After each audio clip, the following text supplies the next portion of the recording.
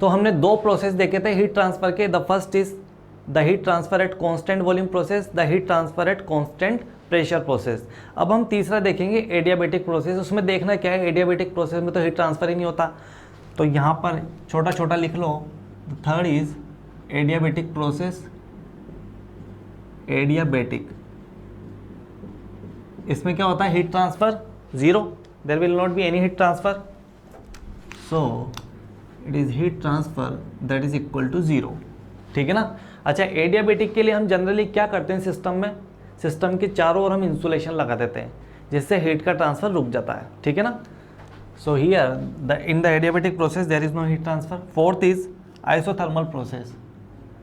ये देखने वाली बात है, आइसोथर्मल प्रोसेस थर्मोडायनेमिक्स में सबसे इंपॉर्टेंट। अगर आपको जानना है कि थर्मोडायनेमिक्स में सबसे इंपॉर्टेंट चीज क्या है, जो नोट करने वाली है और जो सबसे ज़्यादा याद रखने वाली है, that is the assumptions of the process. In case of isothermal process we first write the equation of the first law of thermodynamics, that is del Q is equal to du plus PdV। PdV मैंने क्यों लिखा, क्योंकि मैंने quasi static process यानी कि boundary work consider कर लिया। ठीक है ना। अदर वर्कों को हमने नेग्लेक्ट कर दिया अभी, तो इसलिए बाउंड्री वर्कों को मैंने PdV वर्क लिख दिया। ठीक है। तो ये हमारी फर्स्ट लॉ ऑफ थर्मोडायनेमिक्स की इक्वेशंस है for the quasi static process. ठीक है ना। क्वासी स्टैटिक प्रोसेस के लिए वर्क डन कितना होता है, बाउंड्री वर्क डन के equal, that is PdV work. अगर मैं आइडियल गैस की बात करूं, फॉर आइडियल गैस, देखो ये क्वासी स्टैटिक प्रोसेस के लिए PdV है। अगर आपको लग रहा है कि मेरे को यहाँ पे del W लिखना चाहिए, वर्क डन ही लिखना चाहिए, तो वर्क डन भी लिख लो, कोई दिक्कत नहीं है उससे। ठीक है ना। तो फिलहाल मैं टोटल वर्क डन लिख रहा हूँ, उसमें बाउंड्री वर्क भी आ गया और उसमें अदर वर्क्स भी आ गए। ठीक है ना। तो ये हमारी फर्स्ट लॉ ऑफ थर्मोडायनेमिक्स की इक्वेशन है for ideal gas, del Q is equal to mCV dt plus del W। Ideal gas के लिए इक्वेशन ये होगी, क्यों, क्योंकि आइडियल गैस के लिए du इज इक्वल टू क्या होता है, mCV dt। सब पढ़ा हुआ है ना। पिछले लेक्चर्स में हमने देखा था कि du is equal to mCV dt होता है। ठीक है ना। That is nothing but the heat transfer at constant volume process. So here del Q is equal to mCV dt। अब ये बोल रहा है कि आइसोथर्मल प्रोसेस है। अगर आइसोथर्मल प्रोसेस है तो dt जीरो होगा, नहीं होगा, अरे ये टर्म जीरो हो जाएगी ना, dt जीरो मतलब पूरी टर्म जीरो। ठीक है। तो फाइनली मेरे पास क्या बचा, फाइनली मेरे पास बचा del Q is equal to del W। इसका मतलब क्या है कि heat transfer is equal to the work transfer. आ रही बात समझ में। देखो यहां से मैं आपको एक पॉइंट बताता हूं कि सेकंड लॉ ऑफ थर्मोडायनेमिक्स कहता है कि heat can not be completely converted into work. Second law of thermodynamics क्या कह रहा है कि heat can not completely converted into work. लेकिन यहां पे आपको दिख रहा है कि del Q is equal to del W, लेकिन ये वो वाला केस नहीं है जो मैं आपको बता रहा हूं सेकंड लॉ वाला कि heat is completely converted into work. यहां पर देखो एनर्जी कांस्टेंट है क्योंकि du जीरो है। भाई एनर्जी कांस्टेंट है ना, du तो जीरो हो गया यानी कि एनर्जी कांस्टेंट। तो एनर्जी भले कांस्टेंट है लेकिन एनर्जी का डिग्रेडेशन हो रहा है, एनर्जी की क्वालिटी डिग्रेडेड हो रही है यहां पर। ठीक है ना। So that is what that is not the violation of the second law of thermodynamics, remember that. So here I am going to write that in isothermal process of expansion, in isothermal process of expansion बोलते जाओ। isothermal process of expansion में क्या है, work done by the gas is equal to heat transfer to the system। ठीक है ना, या heat transfer to the gas। so in case of isothermal process of expansion, work done, अरे expansion में work done ही तो होगा, expansion work done by the gas किसके इक्वल होगा, है by the gas is equal to heat transfer to the gas. यही तो हमारी इक्वेशंस कह रही है ना, heat transfer to the gas. लेकिन ये वॉयलेशन नहीं है सेकंड लॉ ऑफ थर्मोडायनेमिक्स का। ठीक है ना। It is not the violation of the second law of thermodynamics. और सेकंड लॉ ऑफ थर्मोडायनेमिक्स मैंने बताया आपको, it is not the violation of second law of thermodynamics. तो सेकंड लॉ ऑफ थर्मोडायनेमिक्स क्या कह रहा था हमको, वो ये कह रहा था कि heat can not be completely converted into work, ठीक है ना। So it is not the violation of the second law of thermodynamics. तो according to the second law of thermodynamics, so according to the second law of thermodynamics, अभी हम next chapter में पढ़ेंगे ये second law of thermodynamics को detail में। तो इसको मैंने यहाँ पे थोड़ा सा आपको एक्सप्लेन किया है कि किस तरीके से आइसोथर्मल प्रोसेस में हीट ट्रांसफर वर्क ट्रांसफर के इक्वल हो रहा है। So according to the second law of thermodynamics, what is the condition? Heat can not be completely converted into work, ठीक है ना। Heat can not be completely converted into work, लेकिन यहां पे कंप्लीटली कन्वर्टेड तो हो नहीं रहा। यहां पर del Q is equal to del W है, लेकिन क्वालिटी डिग्रेडेड हो रही है, ठीक है ना। So heat can not completely converted into work, क्योंकि यहां पर एनर्जी चेंज जीरो है आइडियल गैस के केसेस में, क्योंकि आइसोथर्मल में dt जीरो होगा, तो यानी कि du जीरो मतलब change in energy zero, change in energy zero मतलब energy constant. However energy is constant but the quality of the energy is degraded. So energy is constant but the quality is degraded. आगे बात समझ में, अब confusion नहीं होगा ना आपको। But the quality has degraded, degraded का मतलब क्वालिटी गिर गई, ठीक है। So that is the isothermal process heat transfer. Next हम बात करेंगे पॉलीट्रोपिक प्रोसेस की। किसकी बात करेंगे? पॉलीट्रोपिक प्रोसेस की। So next is the fifth is polytropic process, that is important also, that is polytropic process. अच्छा, पॉलीट्रोपिक प्रोसेस में मैंने आपको ये बताया था कि polytropic process is somewhere between the isothermal and the adiabatic process, क्योंकि इसमें n की वैल्यू 1 और गामा के बीच में वेरी करती है, ठीक है। जनरली n की वैल्यू कितनी होती है? -इन्फिनिटी से +इन्फिनिटी तक हो सकती है, लेकिन प्रैक्टिकल केसेस में, प्रैक्टिकल डिवाइसेस में जनरली हम ये मानते हैं कि 1 से और गामा के बीच में इसकी वेरी करेगी। तो आपको सिर्फ इतना याद रखना है कि n की वैल्यू आइसोथर्मल यानी कि पीवी की पावर जो हम k लेते हैं, तो k की वैल्यू 1 और गामा के बीच में वेरी करेगी, ठीक है ना। और हमने ग्राफ भी देखा था इसका कि वो आइसोथर्मल और एडियाबैटिक के बीच में ही आ रहा था, ठीक है ना। सो पॉलीट्रोपिक प्रोसेस के केस में हीट ट्रांसफर क्या होगा वो हम कैलकुलेट करेंगे। देखो फर्स्ट लॉ ऑफ थर्मोडायनेमिक्स क्या कहती है, ये तो समझ में आ गया ना आपके। So according to the first law of thermodynamics, according to the first law, equations क्या है? Del Q is equal to D U plus del W, ये हमारी जनरल इक्वेशन। देखिए हम जितने भी यहाँ पर प्रोसेस कर रहे हैं ना, ये क्लोज सिस्टम के लिए है, ठीक है। हमने स्टार्टिंग में एजम्पशंस लिए थे there is a close system. Close system मतलब there will not be any mass transfer, only energy can transfer take place, ठीक है ना। So according to the first law of thermodynamics, del Q is equal to D U plus del W, ठीक है। अगर मैं ये कहूँ कि आइडियल गैस है यहाँ पर, तो डी यू क्या हो जाएगा? mcv dt। तो यहाँ पे मैंने लिख दिया change in internal energy is equal to mcv dt, जहाँ पर cv है specific heat at constant volume, ठीक है ना, and dt is the differential change in temperature. But this condition is for ideal gas only, क्योंकि ideal gas के लिए internal energy सिर्फ टेम्परेचर का फंक्शन होती है। मैंने आपको लिखाया था कि रियल गैसेस के लिए इंटरनल एनर्जी किसका फंक्शन होगी? So for real gas, internal energy is a function of temperature and the volume also. But for ideal gas, it is a function of temperature only. ठीक है। So यहाँ पर del Q is equal to मैंने लिख दिया mcv। अच्छा mcv dt है, अगर प्रोसेस 1 से 2 है तो मैं इसको लिख सकता हूँ mcv t2 माइनस t1। अरे लिख सकता हूँ या नहीं? लिख सकता हूँ ना, प्लस डेल डब्ल्यू। अगर मैं ये कहूँ कि प्रोसेस क्वासी स्टैटिक है, तो क्वासी स्टैटिक प्रोसेस के लिए यहाँ पे वर्क डन किसके इक्वल हो जाएगा? बाउंड्री वर्क डन के लिए।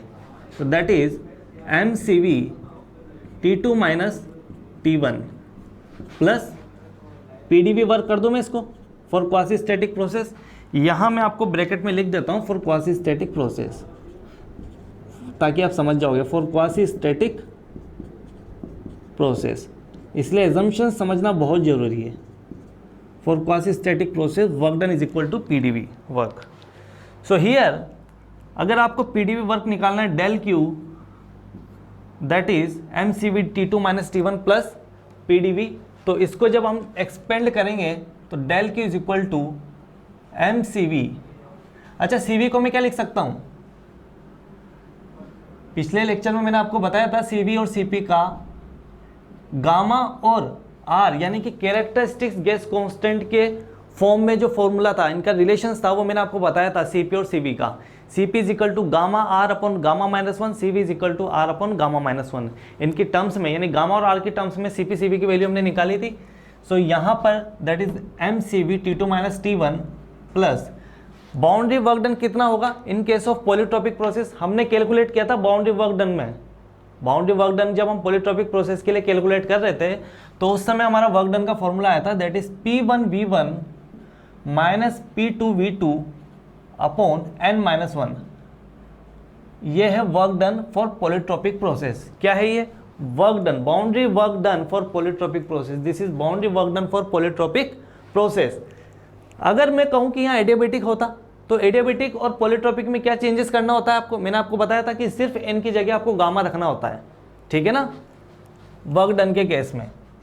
तो यहाँ पे CV को एक्सपेंड करो R upon gamma minus one, अरे लिख सकता हूँ ना इसको मैं, and that is T2 minus T1, similar है। और ये वैसा का वैसा आपको लिखना है P1V1 माइनस P2V2। देखो यहाँ से जो हमारा रिजल्ट निकलेगा ना, वो रिजल्ट आपको डायरेक्ट याद रखना है, लेकिन वो रिजल्ट आया कैसे वो भी याद रखना ज़रूरी है। तो इसलिए मैं हर चीज़ों को यहाँ पे एक्सप्लेन कर रहा हूँ ताकि कहीं भी आपको एक एक स्टेप में, देखो हर स्टेप में कुछ ना कुछ नई चीज़ ऐड होती जा रही है, इससे ये कैसे आई, इससे वो कैसे आई, हर चीज़ में आपको एक्सप्लेन करता जा रहा हूँ। तो मुझे लगता है कि इसके बाद आपको कहीं कन्फ्यूज़न होना नहीं चाहिए, ठीक ना, ताकि आप न्यूमेरिकल्स चाहे आप बेसिक लेवल के हो चाहे एडवांस लेवल के हो, आप you are able to solve the any types of questions whatever the level of the question is. So that is why I am explaining the things very clearly. So that is del q is equal to, अब देखो इसको अभी आपको क्या करना है,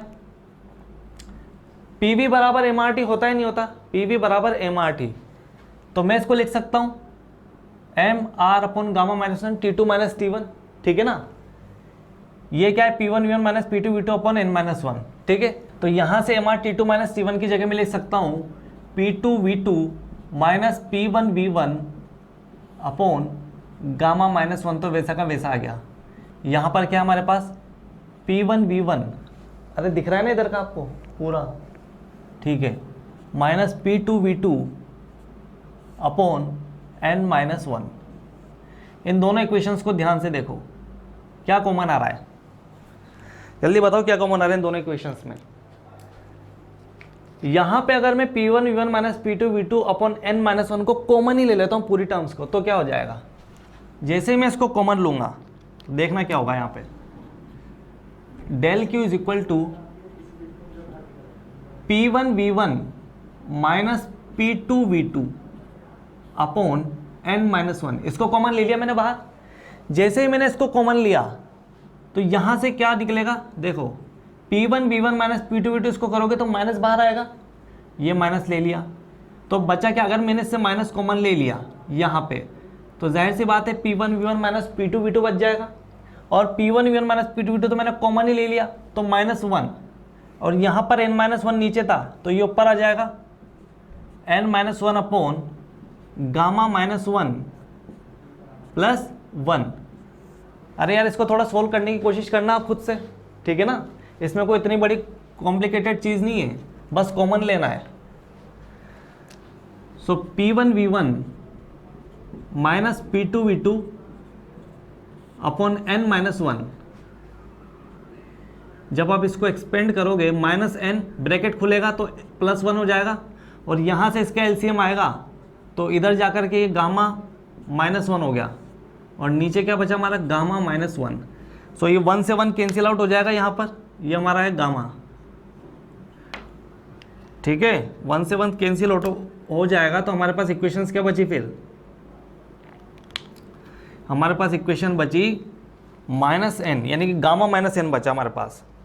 तो यहाँ से फाइनल इक्वेशंस आ जाएगी gamma minus n upon gamma minus 1, किसकी वैल्यू है, q की value, gamma minus n upon gamma minus 1 multiply, इसको मैं w पॉलीट्रोपिक लिख सकता हूँ कि नहीं लिख सकता, अरे ये पॉलीट्रोपिक ही तो था, तो ये वैसा का वैसा आ गया w पॉलीट्रोपिक। तो ये हमारा हीट ट्रांसफ़र आ गया पॉलीट्रोपिक केस में। तो यहाँ पे मैंने लिख दिया क्यूब पॉलीट्रोपिक, ठीक है ना, क्यूब पॉलीट्रोपिक। तो ये इक्वेशंस, ये फॉर्मूला आपको याद होना चाहिए, ठीक है ना। न्यूमेरिकल आएंगे इसके ऊपर, तो मैं यहाँ पे डबल स्टार लगा देता हूँ। क्या आया हमारे पास, Q is equal to gamma minus 1 upon gamma minus n upon gamma minus 1 W polytropic, ठीक है। W पॉलीट्रोपिक का फॉर्मूला आपको पता है, P1 minus P2 V2 upon n minus 1, ठीक है। So here you can get the Q polytropic, that is the heat transfer for the polytropic process. इसके आगे मैं इसको थोड़ा सा एक्सपेंड कर देता हूँ और एक नई टर्म्स निकालेंगे हम, वो देखते हैं, इसी के आगे बढ़ेंगे हम। देखो इसको, क्या हमारे पास है क्यूब पॉलीट्रोपिक। अब इसको आगे देखते हैं कि जो ये क्यूब पॉलीट्रोपिक है, P1 V1 minus P2 V2 upon n minus 1, इसको मैं क्या लिख सकता हूँ, अरे इसको थोड़ा एक्सपेंड कर लो वरना फिर कंफ्यूज हो गया आप। Gamma minus n upon gamma minus 1, और W पॉलीट्रोपिक को एक्सपेंड जब मैं करूँगा तो मुझे मिलेगा P1 V1 minus P2 V2 upon n minus 1। अरे आया ना बात समझ में, वही तो लिखा है, बस W पॉलीट्रोपिक को मैंने एक्सपेंड कर दिया आगे की तरफ। अच्छा, गामा के लिए इनकी एयर के लिए गामा की वैल्यू कितनी होती है, मैंने कल लिखवाई थी ना आपको। गामा के लिए यानी कि रेशियो ऑफ स्पेसिफिक हीट की वैल्यू एयर के लिए होती है 1.4, that is Cp upon Cv is equal to 1.4, ठीक है ना, स्टैंडर्ड वैल्यू मैंने आपको लिखाई थी। तो यहाँ देखो आगे क्या हो रहा है, Pv is equal to mRT, तो रख दो, we know that Pv is equal to mRT।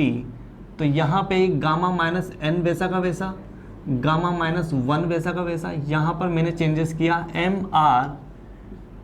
mr तो कॉमन आ जाएगा T1 माइनस T2, ठीक है, अपॉन n माइनस 1।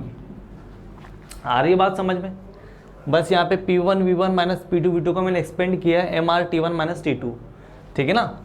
यहाँ पे देखो Cv क्या होता है, r अपॉन गामा माइनस 1, ठीक है ना, ये होती है Cv की वैल्यू, ठीक है। यहाँ पे क्या मैं करूँगा कि गामा माइनस n, यहाँ पे r अपॉन गामा माइनस 1 को मैं Cv लिख सकता हूँ, दैट इज Cv, क्या बचा m T1 माइनस T2, ठीक है, और अपॉन में क्या बचा हमारे पास n माइनस 1, ठीक है ना।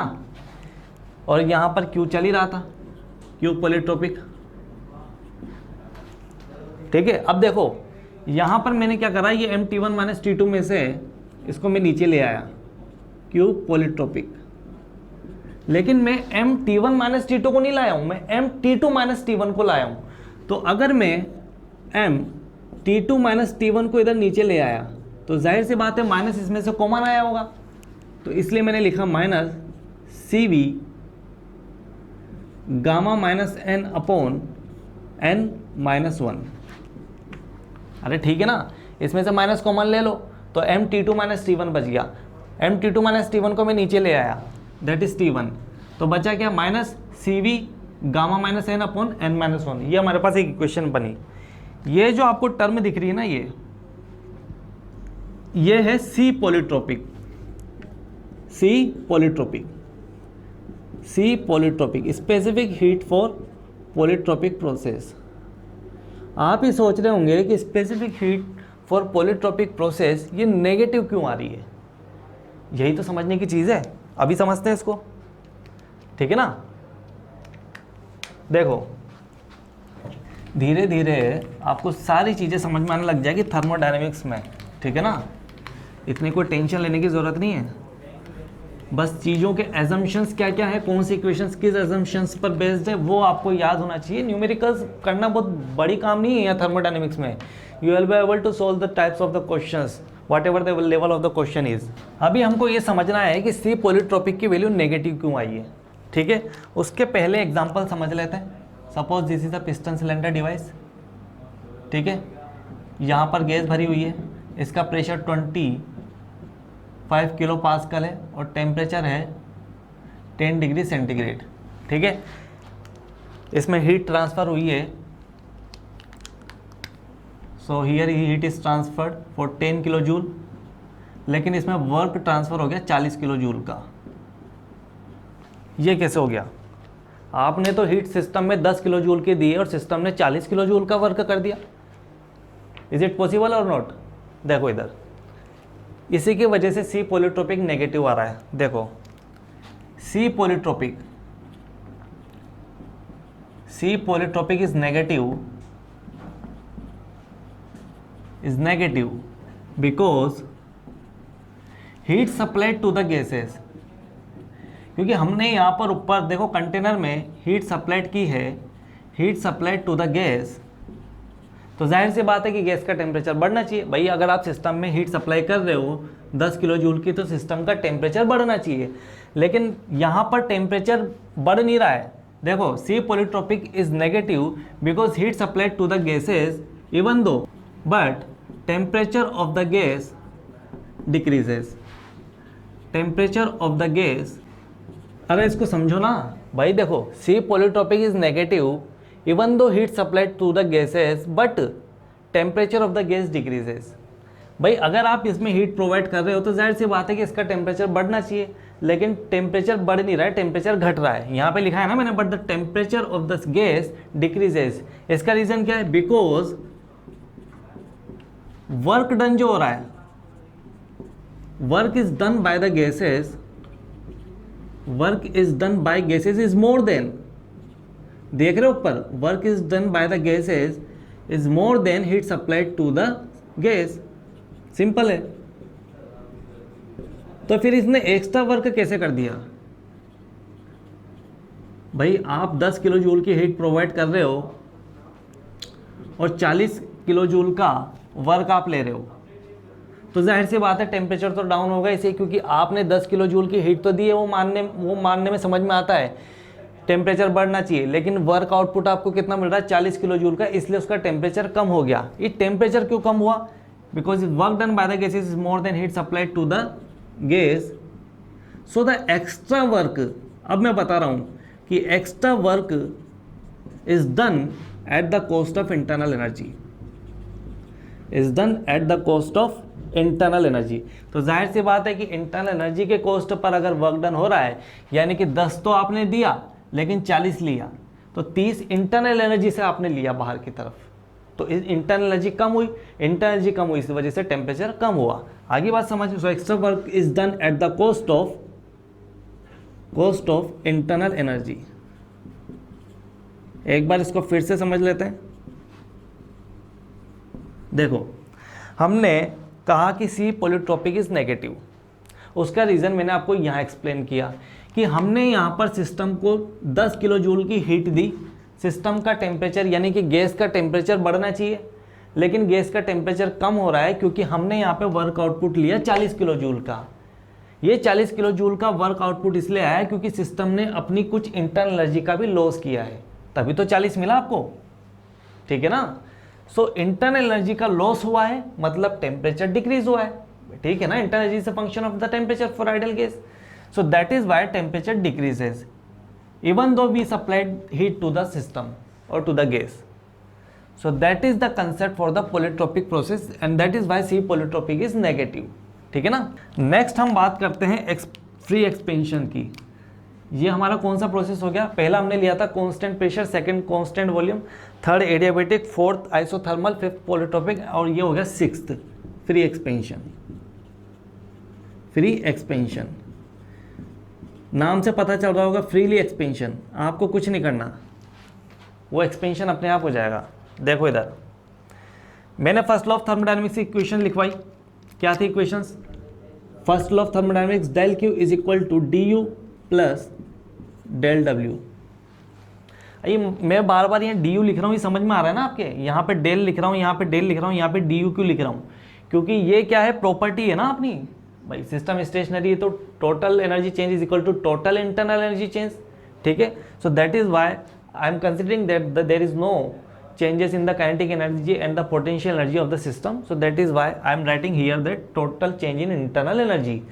So internal energy change को मैं लिख रहा हूँ du से, क्योंकि ये प्रॉपर्टी है, property is a point functions, ठीक है ना। So we can write it is an exact differential, but heat and the work transfer is inexact differential. So that is why I am writing here that del Q and del W. तो free expansion के case में देखो, यहाँ पर मैं एक container consider करता हूँ और वो कंटेनर है इंसुलेटेड। कैसा है वो कंटेनर? है इंसुलेटेड। तो ये हमने एक कंटेनर ले लिया, देखो यहाँ से क्वेश्चंस आते हैं, ये हम एप्लीकेशंस पढ़ रहे हैं, ठीक है ना, फर्स्ट लॉ ऑफ थर्मोडायनेमिक्स की। तो यहाँ पे देखो ये एक कंटेनर लिया, इसको मैंने इंसुलेटेड कर दिया, और जैसे ही मैंने इंसुलेट कर दिया आपके दिमाग में सबसे पहली चीज़ यही आनी चाहिए कि there is no heat transfer take place during the process, ठीक ना, from the system to the surrounding. तो यहाँ पे चूंकि इंसुलेटेड है, so there is insulated container, insulated container के लिए कंडीशंस क्या है? Heat transfer is equal to 0, ठीक है। फ्री एक्सपेंशंस का मतलब होता है कि आपको कोई वर्क नहीं करना है, एक्सपेंशंस टेक प्लेस ऑटोमेटिकली। यहां पर मैंने एक पार्टीशन किया, ठीक है ना, यहां पर भरा है वैक्यूम, भरा क्या है, वैक्यूम तो खाली होता है, तो यहां पर है vacuum, that is vacuum, vacuum. यहां पर एक पर्दा लगा दिया, जैसे ही पर्दा फटा ये गैस ऑटोमेटिकली एक्सपेंड होना शुरू हो जाएगी पूरे कंटेनर के अंदर, वॉल्यूम बढ़ जाएगा, वॉल्यूम बढ़ गया मतलब एक्सपेंशन हो रहा है, तो पूरे कंटेनर के अंदर गैस फील्ड हो जाएगी, लेकिन ये पर्दा हटते हैं। तो आपको एक्सटर्नल कुछ नहीं करना है, वो आपको कुछ काम नहीं करना है एक्सपेंशन के लिए, वो ऑटोमेटिक होता रहेगा, फ्रीली होता रहेगा वो, ठीक है ना। तो in case of free expansion, for free expansion conditions क्या है, मेन कंडीशन क्या है फ्री एक्सपेंशन की? The expansion del W is equal to 0। अरे ठीक है ना, यही तो मैं बोल रहा हूं, for the free expansion work done is equal to 0 और for insulated container heat transfer is 0। तो वर्क ट्रांसफर अगर 0 हो रहा है फ्री एक्सपेंशन में, तो मैं इसको 0 कर दूं फॉर फ्री एक्सपेंशन। तो हमारी इक्वेशंस क्या बन गई, देखो इधर, अरे इंसुलेटेड कंटेनर है हमारा, इंसुलेटेड कंटेनर के लिए डेल क्यू भी तो 0 हो जाएगा ना भाई। हमने फ्री एक्सपेंशन लिया तो वर्क ट्रांसफर 0, हमने बोला कि इंसुलेटेड कंटेनर है तो there is no heat transfer take place, तो ये भी 0 हो जाएगा, ये भी 0 हो जाएगा। तो फाइनल इक्वेशंस क्या बनी, इसको इक्वेशन नंबर 1 मान लो। सो इक्वेशन 1 से क्या मिला हमको, फ्रॉम इक्वेशन 1 सिर्फ एक ही टर्म मिली, that is change in internal energy is equal to 0, ठीक है भाई। ये तो हमारी इक्वेशंस बनी ना, change in internal energy is equal to 0 from equation number 1 को मैं लिख सकता हूँ d U is equal to 0 को मैं क्या लिख सकता हूँ, अगर मैंने अपना सिस्टम आइडल गैस कंसीडर किया तो मैं यहाँ लिख देता हूँ for ideal gas, ideal gas के लिए डी यू क्या होता है, for ideal gas d U is equal to M C V d T, ठीक है ना। So for the complete process मैं लिख सकता हूँ M C V delta T is equal to 0 and T initial बराबर टी फाइनल। अरे आए नहीं आए, ये तो कांस्टेंट है, ये तो 0 हो ही नहीं सकता। Delta T is equal to 0 मतलब T initial is equal to T final. आ रही बात समझ में? इसको देख के आइसोथर्मल मत बोल देना, 0 नंबर मिल जाएगा नहीं तो, ठीक है ना। ये आइसोथर्मल प्रोसेस नहीं है, यहाँ पर टेम्परेचर भले ही इनिशियल और फाइनल टेम्परेचर सेम है, लेकिन टेम्परेचर का डिक्रीमेंट हो रहा है, यानी टेम्परेचर डिक्रीज हो रहा है इन बिटवीन, इनके आपस में टेम्परेचर डिक्रीज हो रहा है, ठीक है ना। तो ओवरऑल टेम्परेचर कांस्टेंट है, फाइनल टेम्परेचर इनिशियल टेम्परेचर, लेकिन उनके आपस में टेम्परेचर डिक्रीज हो रहा है, ठीक है। तो फॉर आइडल गैस, क्योंकि मैंने आइडल गैस कंसीडर करी है तो मुझे पता है आइडल गैस के लिए क्या होता है, PV is equal to M R T. तो मैं यह लिख देता हूँ PV is equal to M R T. तो मैं यहाँ लिख सकता हूँ T initial is equal to T final, तो हमारे पास इक्वेशंस बनी है, तो मैं लिख सकता हूँ ना पी इनिशियल वी इनिशियल बराबर पी फाइनल वी फाइनल। ये हमारे पास एक और रिलेशन आ गया। ये रिलेशंस किसके हैं? फ्री एक्सपेंशन के लिए, ठीक है ना। That is valid for free expansion and that is valid for free expansion. देखो मैंने क्या बोला आपका, even though temperature is same, even though initial and the final temperature are same, initial and, देखो बाद में आपके कंफ्यूज नहीं हो, आप बाद में जब पढ़ोगे इनको, मान लो आप रिवाइज करोगे चीज़ों को, तो आप कंफ्यूजन में ना हो कि यार टी इनिशियल बराबर टी फाइनल है, फिर कांस्टेंट टेम्परेचर मतलब आइसोथर्मल क्यों नहीं है। तो इसलिए मैं यहाँ पे स्टेटमेंट के फॉर्म में भी चीज़ों को लिखवा रहा हूँ, ठीक है ना। तो आपको जब आप रिवाइज करो तो आपको चीज़ें रिमाइंड हो जाए, ठीक है ना, कि even though initial and the final temperature, even though initial and the final temperature are same but temperature decreases in between, temperature तो कम हो रहा है उनका आपस में, but temperature decreases in between, decreases in between, so that is free expansion process। तो हमने free expansion के लिए क्या देखा कि फ्री एक्सपेंशन के लिए work done is zero, free expansion के लिए work done is zero, that is the main condition for the free expansion. ये तो हमारे रिजल्ट है आगे जा करके, लेकिन मेन कंडीशंस क्या थी for the free expansion, work done would be equal to zero, ठीक है ना। अगर कंटेनर इंसुलेटेड है तब हम कहेंगे del Q is equal to zero, और फिर उस केस में बन जाएगा हमारा d is equal to zero, ठीक है ना। लेकिन फ्री एक्सपेंशन की मेन कंडीशंस क्या है हमारी, this is the main condition that work done is equal to zero. यहां पे लिख लो एक बार और कि in case of free expansion, in case of, second point में लिख देता हूं यहां पे, इन case of free expansion work done, expansion work done is zero, work done is zero. अगर इंसुलेटेड कंटेनर है तो इसको जीरो कर दो, अगर इंसुलेटेड कंटेनर नहीं है तो ये जीरो नहीं होगा, फिर del Q is equal to d हो जाएगा उस केसेस में, ठीक है ना। But del W is equal to zero in case of free expansion, ये सही है, ठीक है ना। सो हमने जब फिर इसको फाइनली कैलकुलेट किया तो we will get T I is equal to T final and finally we will get P initial V initial बराबर पी फाइनल वी फाइनल, ठीक है। तो हमने फर्स्ट लॉ ऑफ थर्मोडायनेमिक्स को अभी यहाँ तक पढ़ा है क्लोज सिस्टम एनालिसिस तक। क्लोज सिस्टम एनालिसिस के बाद हम पढ़ेंगे ओपन सिस्टम का एनालिसिस, जिसमें हमारे स्टेडी फ्लो एनर्जी इक्वेशंस आएगी, फिर उसके बाद हम पढ़ेंगे अनस्टेडी फ्लो एनर्जी एनालिसिस, ठीक है। तो अभी तक हमने क्लोज सिस्टम एनर्जी एनालिसिस पढ़ा है। यहाँ पर फर्स्ट लॉ ऑफ थर्मोडायनेमिक्स में जितने भी हमने एक्सप्रेशन निकाले हैं ये क्लोज सिस्टम के लिए थे, और अब हम इसके ऊपर न्यूमेरिकल करेंगे इंजीनियरिंग सर्विस एग्जामिनेशंस के प्रीवियस ईयर के क्वेश्चंस।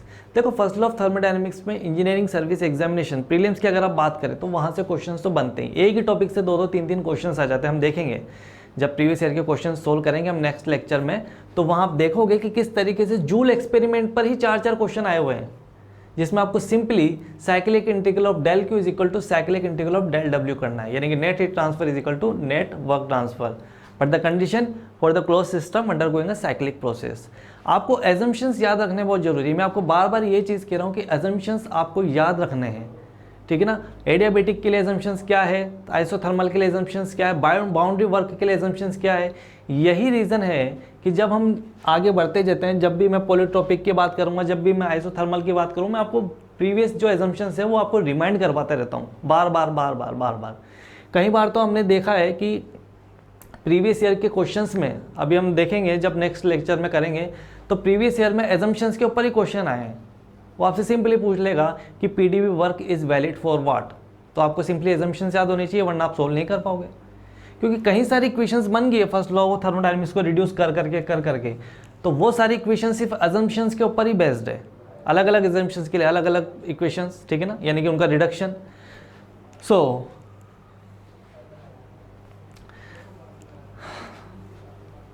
नेक्स्ट हम डिस्कस करेंगे प्रीवियस ईयर के क्वेश्चन इंजीनियरिंग सर्विस एग्जामिनेशंस के लिए। जब तक आपको जितना हमने फर्स्ट लॉ ऑफ थर्मोडायनामिक्स में पढ़ा है उसको आपको रिवाइज करना है, अच्छे से रिवाइज करना है। देखो मैं सारी चीज़ें कवर करके चल रहा हूँ, ठीक है ना।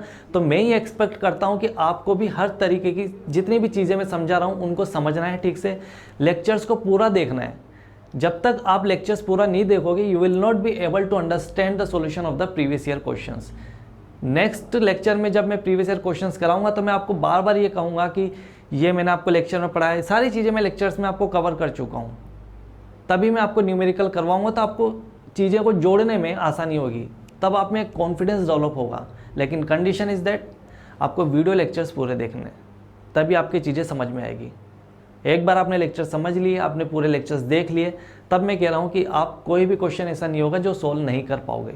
ठीक है, सो थैंक यू।